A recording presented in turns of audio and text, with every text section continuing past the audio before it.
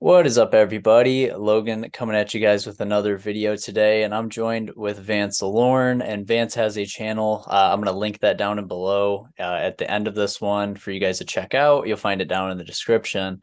But Vance is here today, and this is a video that I actually came to him with, this topic on why the wheel sucks.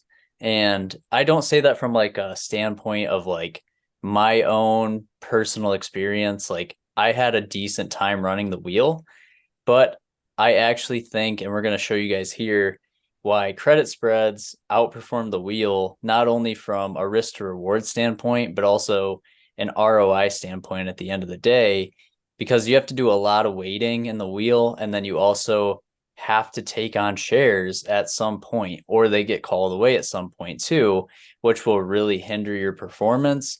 Where in spreads, especially on cash settled instruments like SPX, XSP, you don't have to deal with that, and you can choose when you take your risk off, and you can be a lot more emotionally dissociated from your trades, and you usually don't get too attached to short-term options, but it's easy to get really attached to these stocks in the wheel. So I just wanted to say that really quickly, but I appreciate you coming back on, Vance, and I'm excited to see what you got for us and what you've collected so far. It's good to be back, sir. Very good. So, and I'm going to make a little change here because I realize I'm skipping on some information. But Sure. when we talk about the wheel, so the wheel is a very clickbaity, everybody likes to talk about the wheel, and there's tons of Facebook groups that are all about it, and they really like it. And it's one of those things where it's not that it's a particularly bad trade. It's a trade like a lot of trades where it has a place. It has a place based on what you're looking to do with your portfolio. But that being said, let's look at this critically for a second. And I love my numbers, I love my math. So let's talk about running the wheel versus other trades. So for those of you that don't know what the wheel is, essentially what you're going to do is you're going to sell a naked put, and you're gonna collect premium off the naked put, and then after a certain period of time, if assuming that the trade expires worthless, you keep the premium, and then you can put it on again. For most people who like to trade the wheel, they like to talk about things usually around a 30-day period. That seems to be the consensus of what is considered to be a good time frame. So everything that I calculated was based off of a June 30 expiration, which is 29 days to expiration from today. And I collected this information a little bit before market close today. So just so you kind of get an idea of where that information is coming from. And we're going to look at four tickers: Meta, Amazon, Ford, and NVIDIA. So when you take a look, and I use these prices, there could be some fluctuation because, again, I captured this shortly before market close. But when you go to sell your put, what's going to happen is you're going to have to put up collateral equal to 100 shares of this contract, of this derivative. So normally, assuming that you have enough money in your account that you can trade on margin, they're not going to take the whole amount. They'll usually take anywhere between 50 to 25%. I'm sorry, 50 to 75%, and only have to make you put up the difference. So if you were to trade Meta, 100 shares of Meta is going to be around $27,000. 100 shares of Amazon is going to be around $12,000. 100 shares of Ford is going to be about $1,200, and 100 shares of NVIDIA is going to be just shy of 40 grand. So they're going to give you, and they're going to require you to put up a collateral based on this 100 share price of whatever the stock price is at the 10 delta. So because we're in our hypothetical situation, we're going to sell the 10 delta put. Why are we selling the 10 delta put? Because it's reasonably out of the money. It gives us a 90% chance that it will expire worthless. And that's the rationale we used for this particular setup. You could definitively go closer to the money. If you do so, you're going to get more credit, but your collateral is going to be higher as well. So in this case, what we're looking at is we did a 10 delta on these derivatives: Meta, Amazon, Ford, NVIDIA. And this would be the credit in this column right here that you would collect on that 10 delta. So on Meta, you're going to collect $1.35 means you're going to post about $2,400 in collateral. The stock price that is like where you want it to stay above is $240. Well, this is going to provide you a 5.62% return over the course of 28 days. It's not bad. 5% over a month is not bad. It's way better than you're going to get, on throwing your money in the bank. And I'm not going to take that away from anybody, right? However, look at the max loss. Let's be realistic and fair here, right? The max loss is based on the fact that if the shares went to zero. Is that theoretically going to happen? Probably not. But if the stock price did plummet, right, and it comes closer to your 240, or it goes in the money, one of two things is going to happen.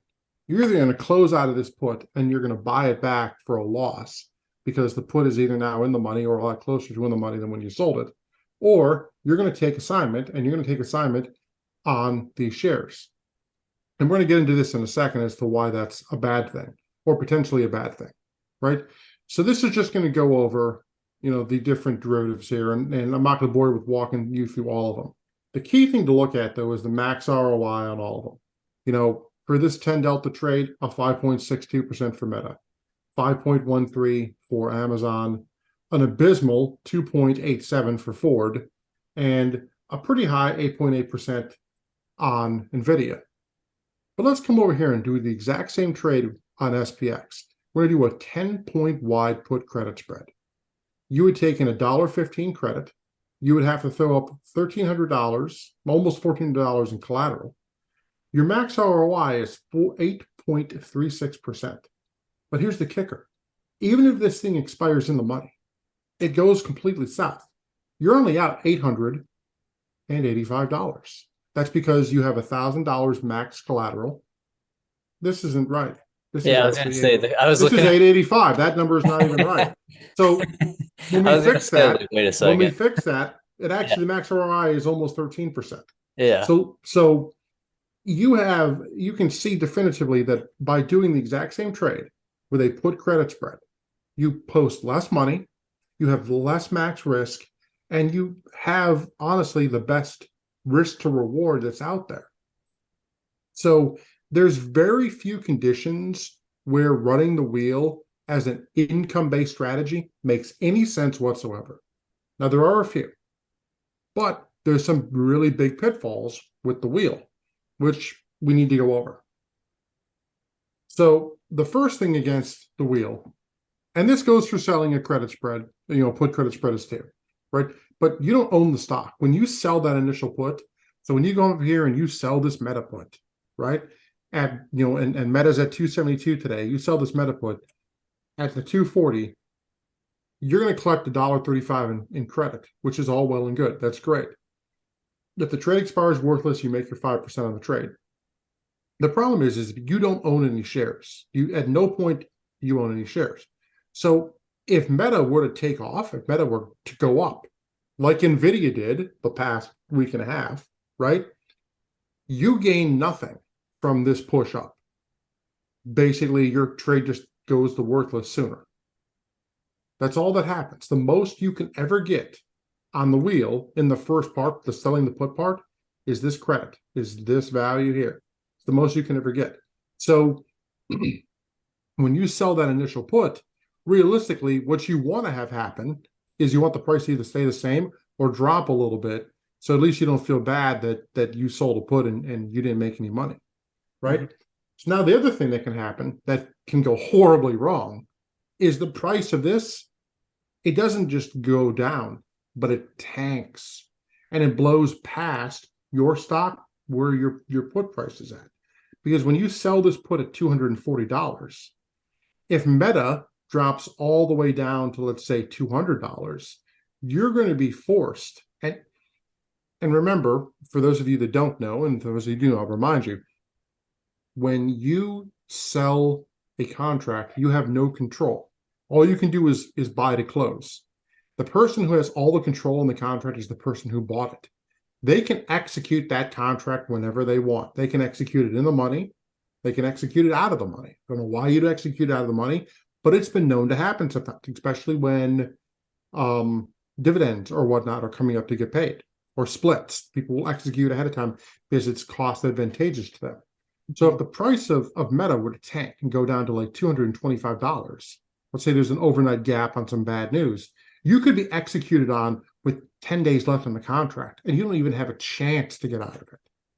So now all of a sudden you have to buy these shares at $240, but the price is $225. And yeah, you get $1.35 per share. So really your cost basis for the shares are $238.65, but you're still $10 over the price of what Meta is going at right now. So now you need Meta to recover. And if it doesn't recover, you're out. You could be stuck holding these shares for a really long time. And there's really nothing you can do except maybe sell more puts at a lower price to try to, generate some cost basis. Because really the worst thing in the world you can do is sell a contract, is with these 100 shares you own, is to sell a call credit spread at a price lower than your cost basis.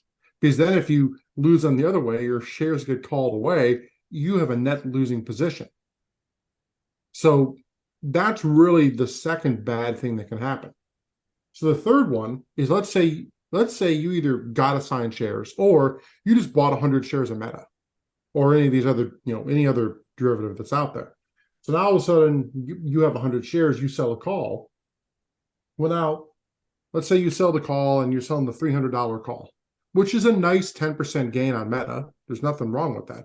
The problem is that if Meta were to skyrocket, and the example I'll use here is like Nvidia did last week, all of a sudden now you're selling your shares at $300, and the same thing can happen because you're selling the contract, you didn't buy it, you're selling it. If that contract goes in the money, the person who bought that contract, they might execute it right then and there, saying, well, I'm buying these shares at $300 a share, and the price is $340. I'm immediately up $40 per share, and I've got 100 shares. So you can run that danger. Your max capitalization will always be, when you sell that CCS, the credit you receive, and then whatever the price of the stock is of the call you sold versus the current price, or versus the price you bought it for. So if you sold a $300, if you sold a call at 300 and you're in at 272.61, yes, you'll make $28 per share. That's not bad. I'm not going to say it's not. It's a nice $2,800 haul. But if you weren't forced to sell those shares, you could potentially collect a lot more money. The only way out of it is, if there isn't a gap up or some sort of situation like that, is to close your call credit spread again for a loss, because now it's in the money. And well, that's going to ruin your potential gains anyway. Oh yeah. So, that's another bad thing on it. So, and as we talked about before, the other problem is you can set up this wheel strategy. You can be assigned shares. You can be assigned shares at $240. The price could go back up. You sell your call against it, but it doesn't go high enough to, put your call in the money, and then the price tanks. And now again, you're in the same situation as before, is now you're holding shares on something that you can't sell a CCS against, because the risk of it being closed out at a price lower than your cost basis is really high. So all things considered, when you dial down and you distill all the numbers down to it, there's very few situations where just selling credit spreads isn't a better deal, especially when you sell them on a cash index where your max loss is completely defined. You can never lose more. On this particular trade here, you could never lose more than $885. You can't. There's no way. When you sell a credit spread on something like, on any non-cash defined or cash traded derivative, there are weird situations where your max loss could theoretically be unlimited, but that won't happen in something like this, in cash settled. It's clearly defined. Going in what your max gain is, your max loss.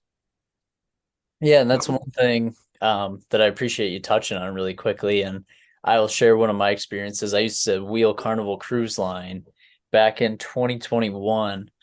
And I found that, like, me legitimately wheeling it was such a waste of time, because there would be so many times where This is back when Carnival traded for like $20 a share, not Yep. what it is now. I think now it's like 12 or 13, maybe even lower. It could be like 10. But then I remember I would have times where I would just do 100 shares. So I was doing like 2 grand, right? There'd be times where it'd go down to $18 and I'd be upside down $200 on shares. And then there would also be times where the inverse would happen where I'd sell a call at $24 for 2 weeks out and it would be at 27. So there I'm upside down another $300 Right. based on what it should have been. So I remember I used to beat myself up over that mentally because I would always say like, why am I selling a call to make $30 when it just costs me $300 in like the share price actually moving? And you just really feel like you don't have control over your trades, or at least I did. I'm not saying it's like that for everybody, but I can imagine anybody who's ever traded the wheel or traded the wheel throughout the bear market. And I know like everybody's forgetting about the bear market happening already because Nvidia's going nuts and all these other stocks are just green every day.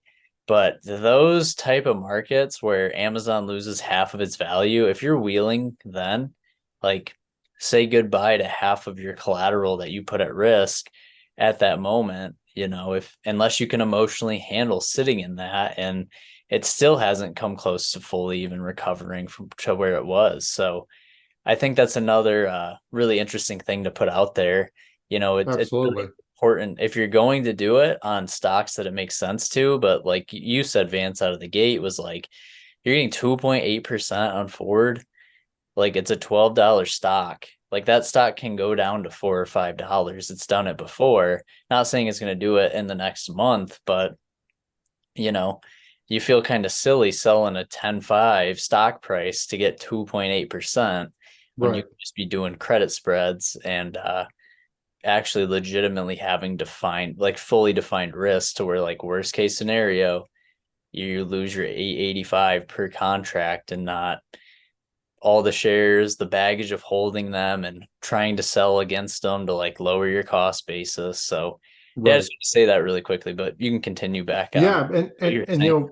and you brought it, and you kind of touched on it, but I'll elaborate. See, and the other thing that you have to take consideration is, if you have a smaller account, let's say you have a mid-sized account, let's say you're just over $50,000. Mm-hmm. When you sell this meta contract, right? If you get it signed, you are literally about halfway in of your entire account on just meta. Mm-hmm. Well, let's say that instead you decide to actually get you traded on margin, right? So now you're going to pay a margin percentage every day. Well, now you have to make sure that you're making a profit on this trade because you are effectively you're borrowing money from your brokerage who's loaning it to you. So that's the only way you're going to get away with not, having this whole amount of money being taken out of your account. Because if you're 100 shares in with Meta, or even if you're 100 shares in with Amazon, which would be about 33, about 25% of your account, like that's massive. That's a massive amount of money to be in for your entire account on. Oh yeah. You'd be making more money or just about the same in that same 28-day period, $885 worth of collateral. That's all you'd be in on your $50,000 account versus 25% of your account up here and 50% of your account up here. Yeah, like So, worst case scenario, if you get literally assigned, like right, right. So just from a overall account basis, it's a safer trade. For those of you that question why I put Ford up here, Ford's one of the few stocks that I think would be an intelligent stock to wheel. The reason why I think that Ford's a good stock to wheel, or Mhm. would be the type of stock to wheel, is because they don't move. Right? Ford trades pretty much within like a $2 range. But yeah. Like I would say that like 10.50 to $13, I guess it's a 250 range. Like that's their range. The problem is because that's their range, there's no premium because there's no volatility. But that's what you want. You want a stock that, isn't going to trade a lot outside of a range. So you don't have to worry that it's going to tank, or you don't have to worry that it's going to go to the moon. Stocks like Tesla, Nvidia, the reason why you're going to get a lot of money on those types of stocks is because they're volatile. They Yep. might move 10% in a day, every other day. So they're going to bounce all over the place. And all it takes is one wrong turn for you to get assigned. That's all it takes. And all of a sudden now you're assigned. And, Tesla's finally recovered a bit. But, I'm sure that there were a lot of people who sold puts on Tesla prior to their split that got assigned. And then the split happened. And then the whole situation with Elon Musk buying out Twitter happened. And they were well upside down on their shares for a At least long period 60, of time. at least 60%. Yeah. And they probably aren't even whole yet. So now you're not the Tesla's probably the worst company to own, but at the end of the day, if you have money tied up in an investment, especially a long-term investment, and it's underwater, you're I hate to say it, but you're bag holding, because you could be putting your money to use better in far other different applications. And then you have to kind of sit there and say, do I really love the stock? Mhm. And do I really want to hold this, into infinity? If it's something that at least pays, like Apple, and I'm not an Apple fan by any stretch of the imagination, but if it's a stock that pays a dividend and they're consistent with paying their dividend, at least you're getting some sort of recovery back in the shares you own. But yeah, if you're sitting on Ford stock and and Ford is one of those companies that for many years, depending upon where you got it, you could have been underwater for a while. Ford was up there and was a high price stock for a while, and then it lost a lot of market share. Mhm. So, if you got in at $4 or $5, you're still kind of sitting pretty. But if you got in it when it was 15, you're still underwater. Yep.